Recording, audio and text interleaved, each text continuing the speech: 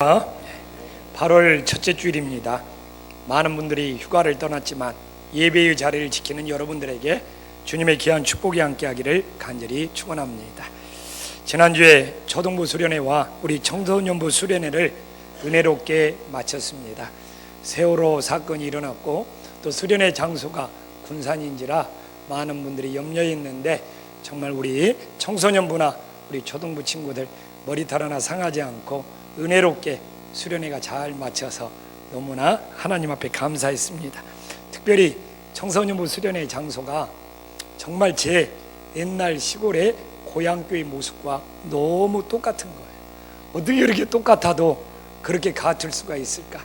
그러다 보니까 제가 청년 시절 그 고향교회에서 눈물을 흘리며 내 인생을 하나님께 드리겠다고 기도했던 그 시절들이 고향교회와 같은 모습 속에서 너무너무 많이 떠올라서 다시 한번 내 마음을 하나님 앞에 새롭게 다잡을 수 있는 귀한 시간이었습니다.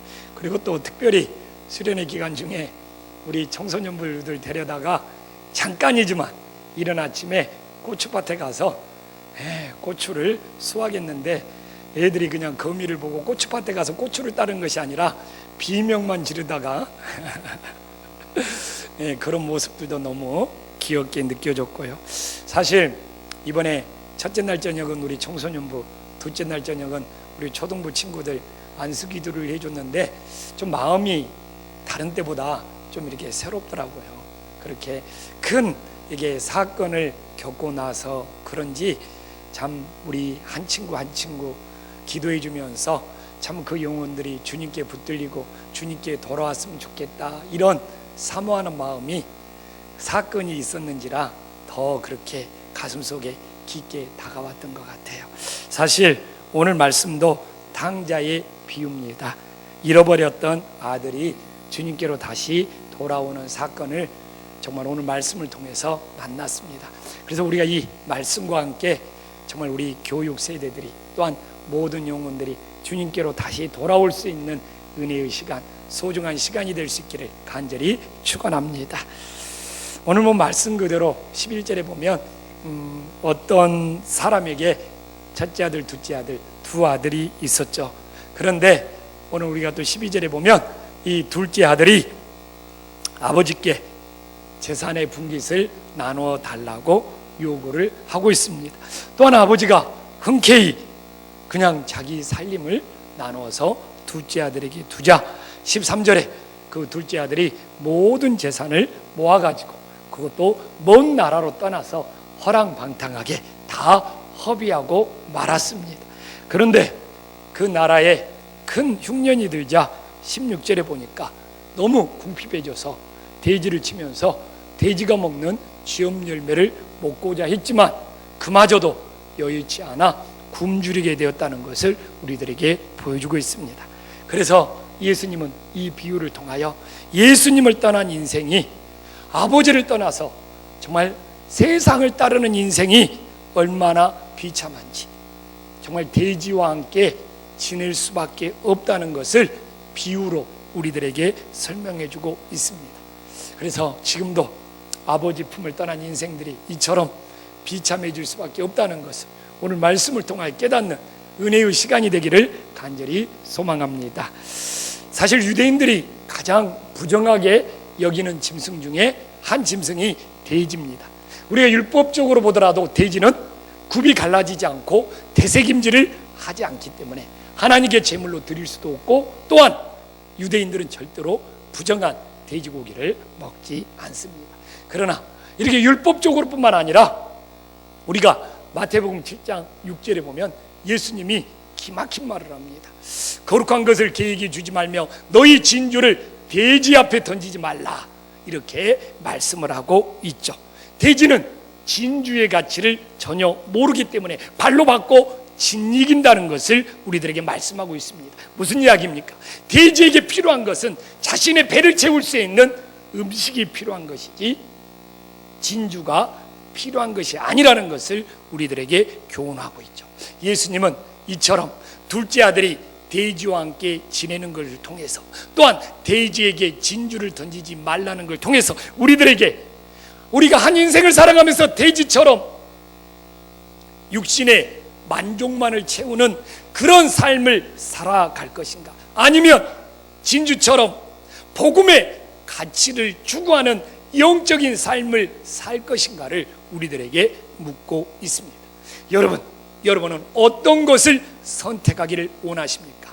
배만 부르는 육신의 만족을 원하는 삶을 추구하기를 원합니까? 아니면 진주처럼 정말 가치 있는 삶, 복음의 가치를 사는 삶을 여러분들은 살기를 원하십니까? 옆 사람한테 한번 물어보겠습니까? 돼지입니까? 진주입니까? 한번 물어봐 주시기 바랍니다.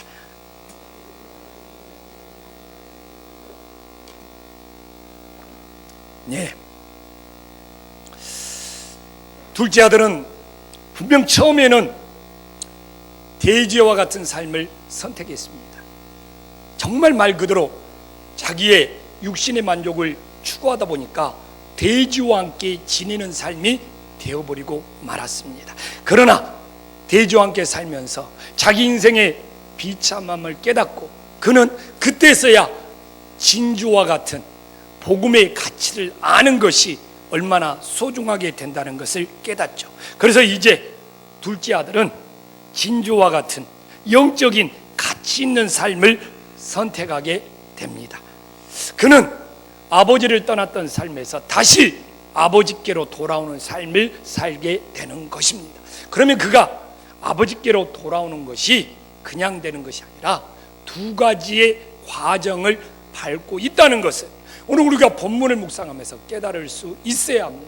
너무나 많은 사람들이 예수님을 믿으면서 이 두 가지의 과정을 밟아야 되는데 한 가지의 과정만 밟고 있기 때문에 아버지가 주시는 은혜를 못 누리고 있다는 것이죠.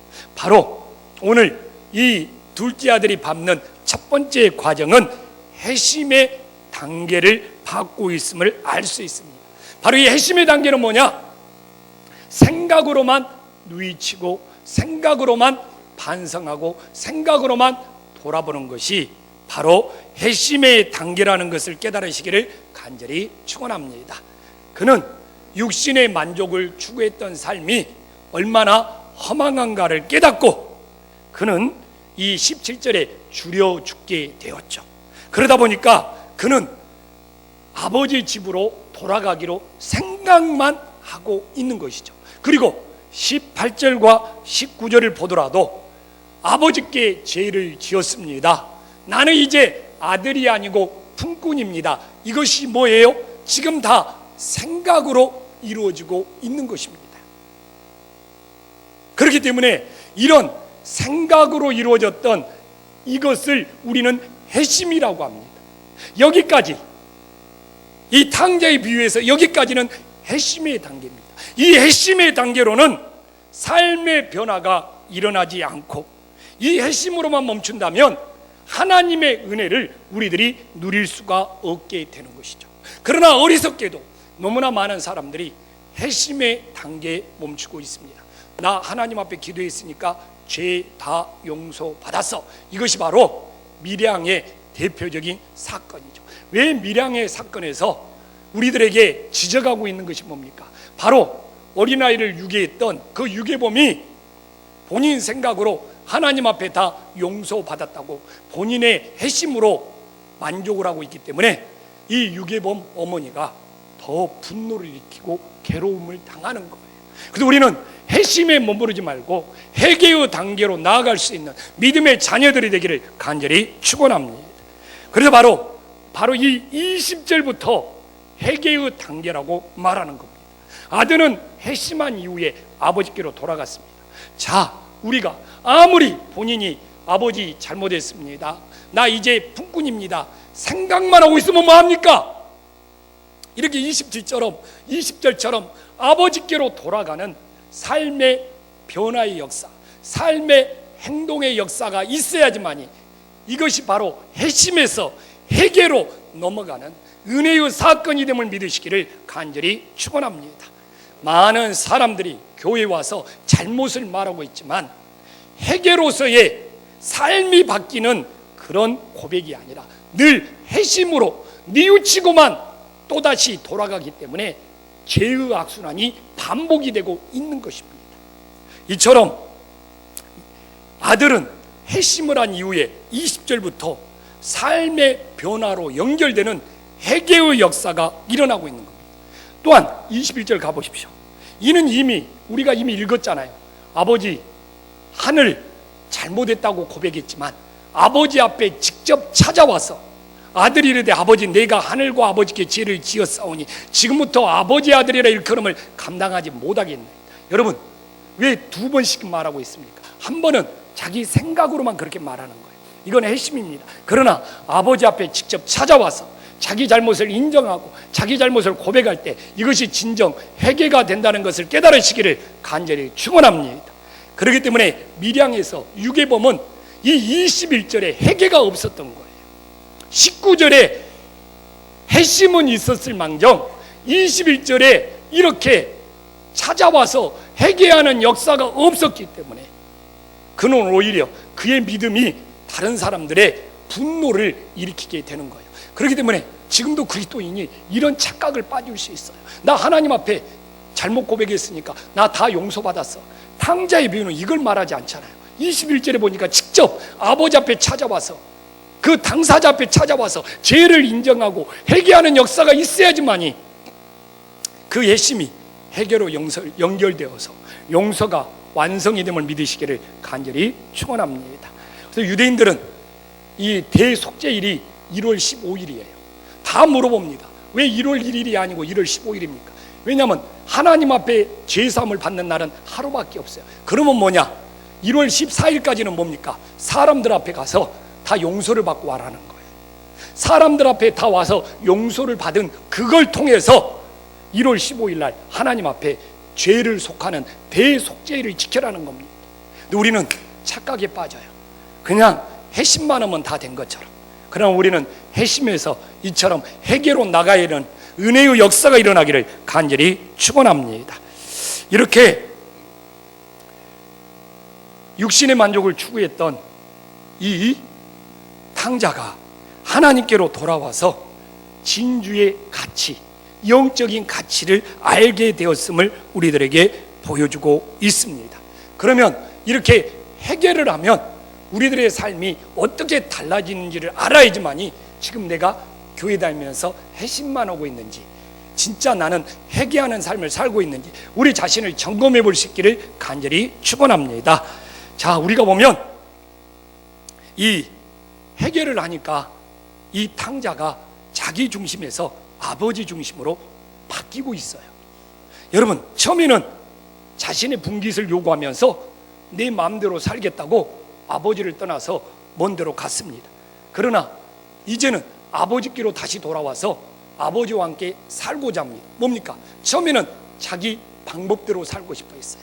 자기 마음대로 살고 싶어 했어요. 그러나 이가 진짜 회개하자. 이제 자기의 방법, 자기 마음대로가 아니라 하나님의 방법, 하나님의 뜻대로 살고자 변화의 역사가 일어나면 믿으시기를 간절히 축원합니다.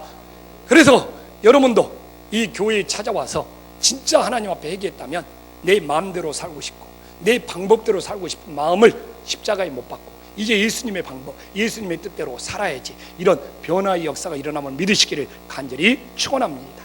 근데 저도 목회자로 살면서 성도들의 모습을 보죠. 근데 왜 이렇게 예수님을 믿는 것이 자기 마음대로 믿으려고 하는 사람들이 있고 자기 방법대로 믿으려고 하는 사람들이 있어요. 그래서 자기 마음에 안 들면, 자기 방법대로 안 따라주면 교회에서 문제를 일으키는 사람들이 있어요. 왜 그럴까요? 이 사람들은 본인이 하나님 앞에 회심은 했을지라도 뭡니까? 삶이 바뀌는, 아버지 중심으로 삶이 바뀌는 회개의 역사가 일어나지 않았기 때문에 그러는 겁니다. 제가 이번에 가도 정말 이번에 이 초등부 성경학교를 시골에서 했는데 우리 애들이 한 50명 갔는데 그 지역에 있는 애들도 정말 40명이 넘게 찾아와서 한 100명이 넘는 숫자가 애들만 복작복작 아마 정말 고생하더라고요. 그냥 예상은 한 60명, 70명 했는데 애들이 한 90명, 100명 와버리니까 그냥 밥하는 것도 고생이고 그 애들을 돌보는 것도 고생이고 그냥 너무 우리 그 초등부가 가져간 티가 좋았나 봐요. 그래서 그냥 동네에 그냥 첫날 왔던 애들이 이쁜 티를 입고 돌아오니까 다음날 교회를 다니고 안 다니고 상관없어. 동네들이 그 티 받으려고 다 온 거예요. 그러고 그냥 다음날 티가 부족해서 다 나눠주지 못할 정도로 좋은 계기였죠. 그냥 그 애들이 처음으로 교회 문턱을 넘어서 예배를 드렸는데, 그런데 그런 애들을 유치부부터 중학교 2학년까지 그냥 모였어요. 그러고 저녁이 오는데 정말 애들이 다 자기 마음대로 하려고 그러죠. 어리니까 다 자기 마음대로 자기 뜻대로 그냥 갑자기 엄마 보고 싶다고 우는 애들이 있지 않나. 그냥 참 그런 걸 보면서 참 어린아이일수록 어떤 자기 마음대로 자기 뜻대로 이것이 받아져야 되고 욕구가 채워져야 돼요. 그런데 우리들이 이렇게 장성한 어른이 되어서 우리가 하나님을 믿으면서도 아직도 신앙생활이 자기 뜻대로 드려야 되고 자기 마음대로 드려야 된다는 그런 수준에 머물러 있다면 어떻게 되겠습니까? 부디 진짜 회개하여서 정말 하나님의 방법, 하나님의 뜻을 따를 수 있는 믿음의 자녀들이 되기를 간절히 축원합니다. 또한 봐보십시오. 이 교만한 자가, 이 아들이 얼마나 교만했습니까? 그러나 자기를 얼마나 품꾼처럼 겸손한 자로 낮추고 있느냐고요. 처음에는 자신의 권리를 주장했죠. 내 분깃을 주시오. 내 권리, 자기의 욕구, 자기의 욕심을 아버지 앞에 주장하고 내세운 거 아니면 자기가 한 건 뭐 있다고. 그런데 진짜 이가 회심하자, 변화되자, 회개로 연결되자 어떻게 됩니까? 나 아버지 아들 아닙니다. 나 품꾼입니다. 나 자격이 없는 사람입니다. 이렇게 자기 자신을 낮추고 있어요.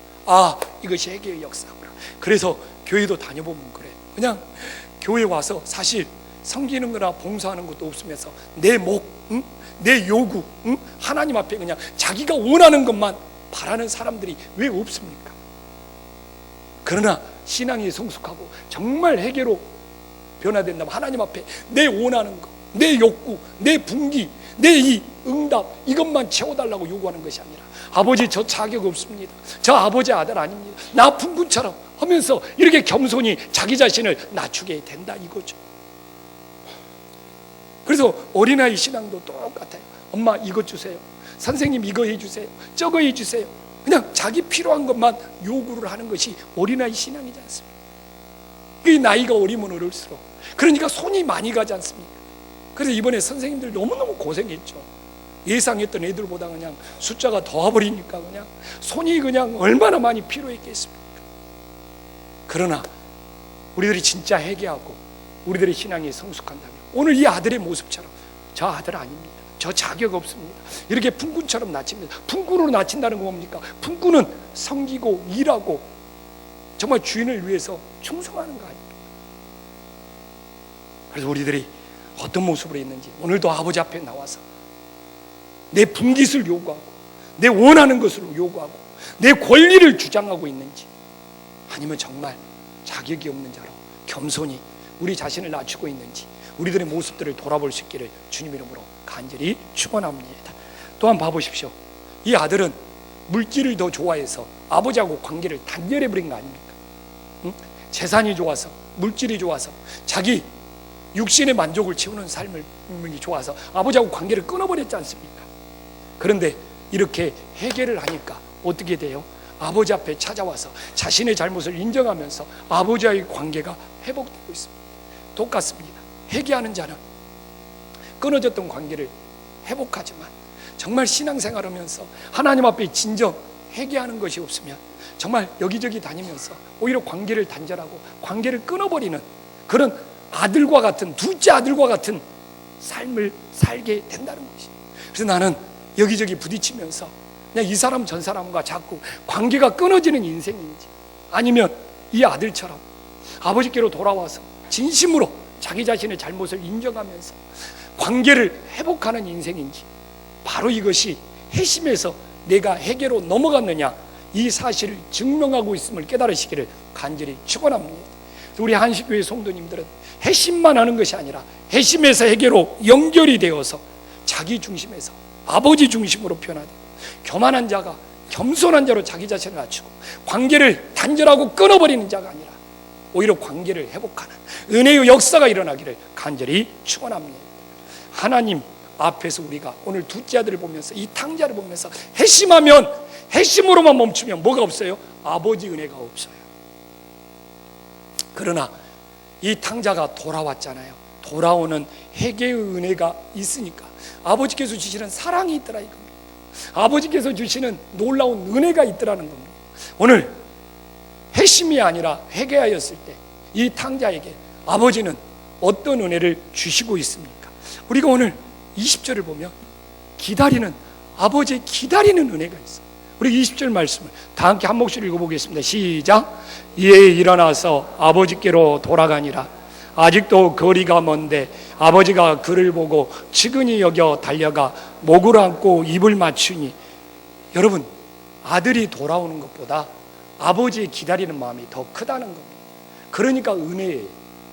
정말 아버지가 기다리는 것보다 아들이 돌아오는 것이 더 컸으면 아들의 의로움이고 아들의 공로고 아들의 행위가 되는 거죠. 그러나 아들이 돌아오기 전부터 아버지의 기다리는 마음이 너무너무 컸던 거예요.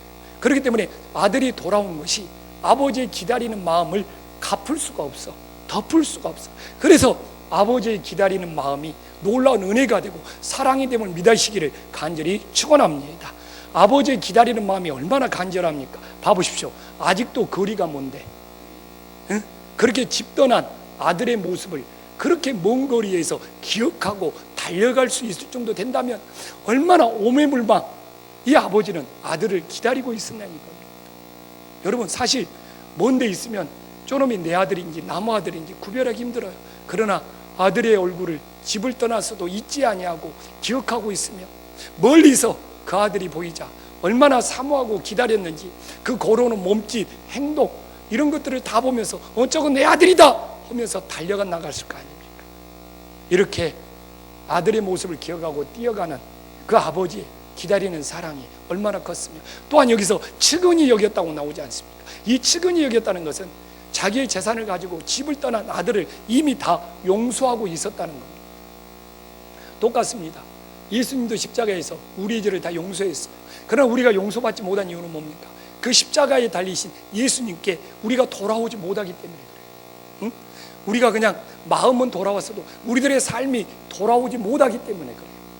우리들의 진정, 우리의 회심과 우리의 회개를 통하여 우리도 하나님께로 돌아온다면 십자가의 용서가 우리들에게도 이 마음을 믿으시기를 간절히 축원합니다. 이처럼 아버지는 측은히 여겨 이미 용서하고 기다리고 계신다는 거예요. 그 다음에 뭡니까? 목을 안고 입을 맞춰요. 뭡니까? 아들에 대한 사랑이 변함이 없어요. 집을 떠날 때나 또한 재산을 다 잃어버렸을 때나 다시 돌아올 때나 아버지가 아들을 향한 사랑이 이랬다 저랬다 변함이 없어요. 좋을 때도 있고 나쁠 때도 아니라 아버지의 사랑은 아들이 집을 떠나 있을 때나 다시 돌아올 때나 변함이 없다는 것을 우리들에게 보여주고 있습니다. 이런 기다리는 아버지의 사랑이 집을 돌아온 아들보다 더 크고 더 위대하기 때문에 이 기다리는 사랑이 이렇게 큰 은혜가 됨을 믿으시기를 간절히 축원합니다. 또한 아들을 기다리기만 했습니까? 여러분, 오늘 이 19절에서는 분명히 뭡니까? 또한 우리가 21절에도 확인했지 않습니까? 자기 품꾼이래요. 아들이 아니래요. 근데 그걸로 끝납니까? 22절 한번 봐보겠습니다. 22절에 보면 얼마나, 우리가 한 목소리로 한번 읽어보겠습니다. 시작. 아버지는 종들에게 이르되 제일 좋은 옷을 내어다가 입히고 손에 가락지를 끼우고 발에, 여러분, 그 당시 노예들은 신발을 신지 않았습니다. 신발을 신는다는 것은 뭡니까? 종이 아니라 자유인이라는 거예요. 주인의 아들이라는 거예요. 그래서 이 신발을 신느냐 안 신느냐는 종이냐 종이 아니냐 이것이 결정되는 거예요. 그러나 여기 앞에 있는 종들은 다 신을 신지 않았을 거예요. 그러나 이 아들에게는 나 품꾼입니다, 나 자격이 없습니다 해도 아버지는 신발을 시킴으로 너 아들이야, 너 자유인이야, 이걸 인정해주고 있습니다. 세워주고 있어요. 그 다음에 손에 가락지를 낀다는 것은 뭡니까?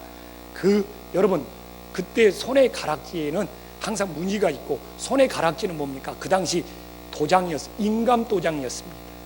임감 도장. 그래서 왕들도 자기의 어명을 하다 할 때 손에 가락지를 뺏어주면 그 손에 가락지에 새겨진 무늬를 도장처럼 찍어가지고 왕의 명령이라는 그 인증을 해주게 된 것이죠. 근데 아버지가 아들에게 손에 가락지를 끼워줌으로써 너가 이 집에서 아들로서의 권리를 행사할 수 있다고 아들을 세워주고 있습니다. 이처럼 참 생각해 보십시오. 이렇게 찾아와서 본인은 나뿐뿐입니다, 아들 아닙니다 해도 아버지는 그를 세워주고 있는 거예요. 이것이 바로 하나님 아버지의 사랑인 줄 믿으시기를 간절히 축원합니다. 그래서 저는 늘 말하지만 사람들의 평가가 중요한 것이 아니에요. 사람들의 평가에 흔들릴 필요가 없습니다. 사람들의 평가로 우리들의 모습이 결정되지 않아요. 우리는 누가? 하나님께서 모든 결정권을 가지고 있음을 믿으시기를 간절히 축원합니다. 사실 수련회가 끝나고 그러면 사람들의 평가 때문에 가끔 힘들어하는 교육자, 힘들어하는 선생님들을 보기도 합니다. 그런데 저도 그런 경험들을 수없이 겪으면서 목회를 했어요.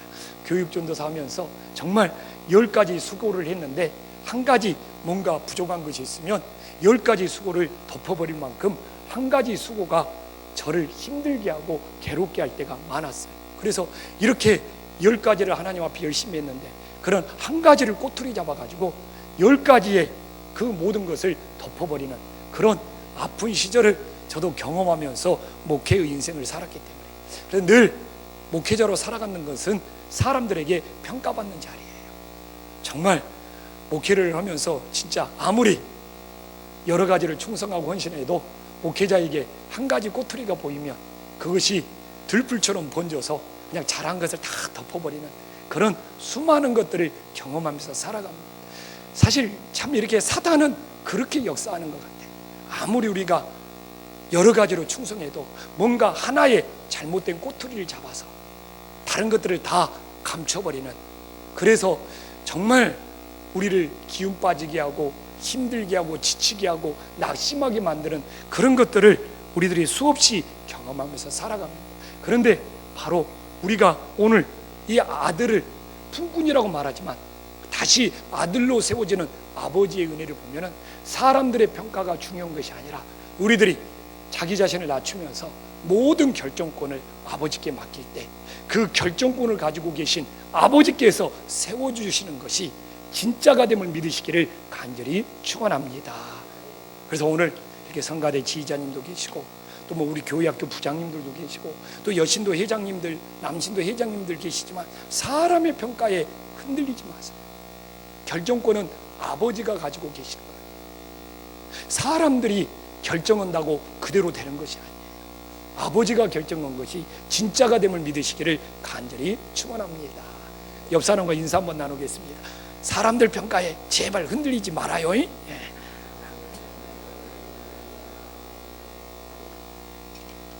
저도 사람들 평가에 흔들리면 목회 못해요. 중요한 것은 모든 결정권을 가지고 계신 하나님이 더 중요함을 믿으시기를 간절히 축원합니다.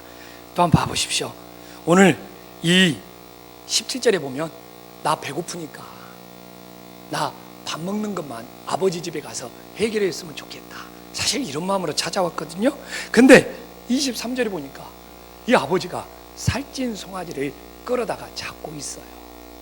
여러분, 저도 시골에서 자랐지만 시골에서 소 한 마리는 그 집의 가장 큰 재산 목록의 1호가 된다는 거 여러분 다 잘 알 겁니다. 근데 뭔 이야기입니까? 이렇게 집 나갔던 아들이 돌아오자 그 집에서 어떻게 보면 재산 목록 1호, 그것도 그냥 시원찮은 송아지가 아니라 제일 값나가는 살찐 송아지를 잡고 있다는 것은 뭡니까? 집안에 어떤 것보다 아들이 더 소중하고 아들의 가치가 더 귀하고, 정말 아버지가 집안에 있는 모든 어떤 짐승이나 물건보다 너가 돌아온 것이 이렇게 소중하고 귀하다는 그 아버지의 그 사랑의 그 가치를 우리들에게 보여주고 있는 겁니다. 여러분, 그렇습니다. 정말 우리들이 진심으로 회심해서 회개로 넘어가서 아버지께로 돌아왔을 때 하나님께서는 세상의 어떤 가치보다 우리들의 가치를 정말 살찐 송아지를 잡을 만큼 더 귀하게 여기는 하나님의 놀라운 은혜가 있음을 믿으시기를 주님의 이름으로 간절히 축원합니다. 그래서 은혜인 거예요. 아들이 돌아온 것보다 아버지께서 기다렸던 그 사랑, 아버지께서 다시 세워주는 그 사랑, 아버지께서 어떤 살찐 값진 송아지보다 아들을 더 소중하게 하는 그 사랑을 받을 수 있었음을 믿으시기를 간절히 축원합니다. 이제 우리는 오늘 회심에서 끝나지 말고 반드시 회개가 일어나야 한다. 이렇게 회개가 일어나면 아버지의 큰 사랑을 받을 수 있다. 그러면 이렇게 아버지의 큰 사랑을 받은 우리들이 앞으로 어떻게 살아야 하느냐, 이 문제가 우리들에게 남아있는 것이죠. 우리가 앞으로 어떻게 살아야 합니까? 바로 24절에 아버지가 아들을 칭찬하면서 아들이 어떻게 살아야 되는지 우리들에게 말씀해주고 있습니다. 오늘 결론으로 우리 24절 말씀을 다 함께 읽겠습니다. 이는 내 아들을 죽었다가 다시 살아났으며 내가 잃었다가 다시 얻었노라 하니 그들이 즐거워. 그렇습니다. 아들은 집을 떠났을 때 죽은 존재였습니다. 그러나 그 아들은 죽었다가 다시 살아났습니다. 똑같습니다. 정말 우리의 과거의 삶, 우리의 예전의 삶이 다 죽고 아버지 그 십자가에 달리신 그 예수님의 사랑을 받아서 우리들이 다시 살아가는 인생들이 될 수 있기를 주님의 이름으로 간절히 축원합니다. 여러분 한번 돌아봅시다. 이렇게 놀라운 하나님의 사랑을 받아서 이제 나는 과거의 예전의 모든 삶은 다 떠나보내고 이제 예수님 안에서 나는 다시 사는 인생이야, 나는 새롭게 사는 인생이야, 이렇게 고백할 수 있느냐 이겁니다. 이 고백이 없으면 회개하지 않는 거예요. 아버지께로 완전히 돌아오지 않는 거예요. 머리로 회심은 할 수 있지만 아직 회개가 이루어지지 않는 거예요. 우리들이 회개하여 진심으로 구원받고 거듭났다면 다시 살아야 되는 거예요. 과거를 떠나고 과거를 단절하고 새롭게 시작해야 돼요. 그래서 오늘 뭐라고 24절에는 나와 있습니까? 다시 얻었다고 하잖아요. 응? 아들의 생명을 다시 얻은 거예요. 아들의 생명을 다시 얻었어요. 우리가 하나님으로부터 우리의 생명을 다시 얻었다면 이 다시 얻은 생명을 가지고 새롭게 살아야 되는 거 아니에요. 변화된 삶을 살아야 되는 거 아니에요. 우리들이 과거처럼 살면서 예전처럼 살면서 내가 다시 살아났고 내 생명을 다시 얻었다고 어떻게 말할 수 있겠습니까? 이것은 회심으로 끝나버리기 때문에 그렇습니다. 우리들이 반드시 회심에서 회개로 넘어가서 아버지의 큰 사랑을 알면 알수록 우리는 과거를 떠나서 다시 얻은 생명, 다시 새롭게 살아갈 수 있는 믿음의 역사가 일어나기를 주님의 이름으로 간절히 축원합니다. 기도하겠습니다.